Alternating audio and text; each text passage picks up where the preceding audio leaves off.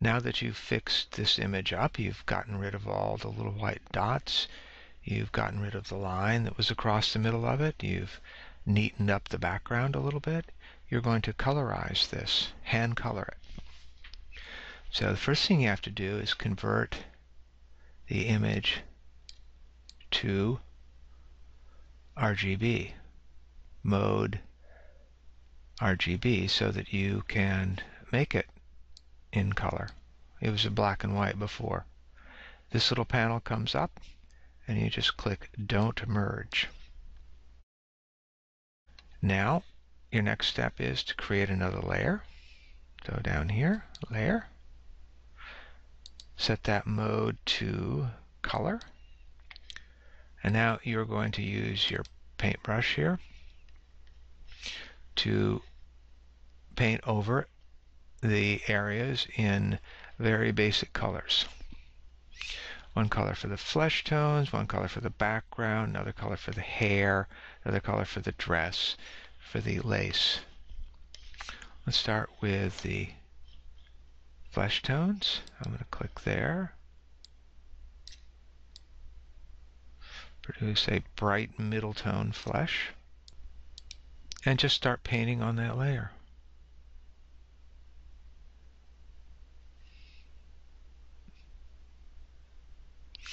It'll look pretty outrageously bright,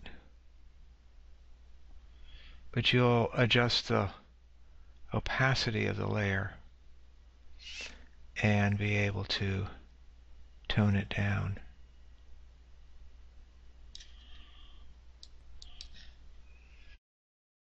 Once you have all the colors in, you can lower the opacity of that layer and make it look a little bit more natural. Create another layer over the top of this to add some more subtle coloration. Set the mode to color, reduce the opacity even more, and lower your brush's opacity. Zoom in, give yourself some extra room to move. Let's say add some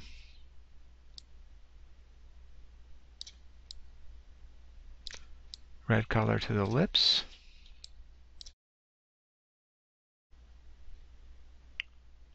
A little bluish to the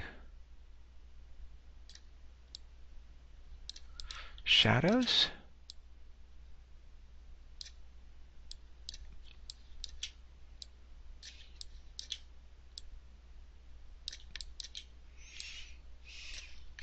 Maybe some green eyes. Let's take that up to 100% to do that.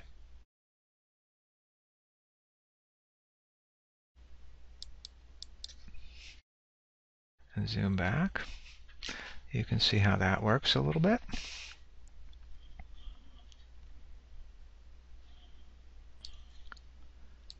She still looks a little painted, so let's boost the contrast a little bit. We're going to take the layer 1, the black and white layer, and duplicate it, Control J. We're going to move it to the top and change the layer mode to overlay, and then reduce the opacity. You can see how we give a little bit more contrast there. Now on this layer, we're going to adjust it a little bit to help that out. Image, adjustments. Let's just go to brightness and contrast.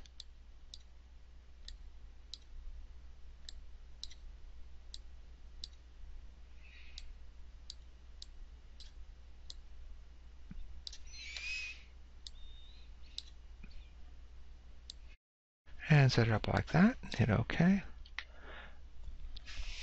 Zoom back.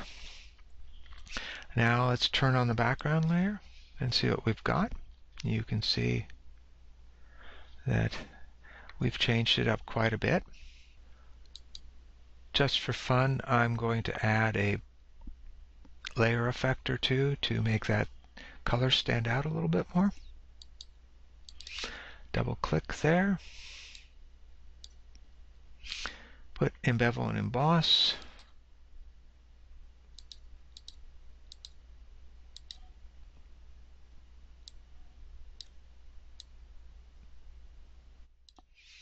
And a drop shadow.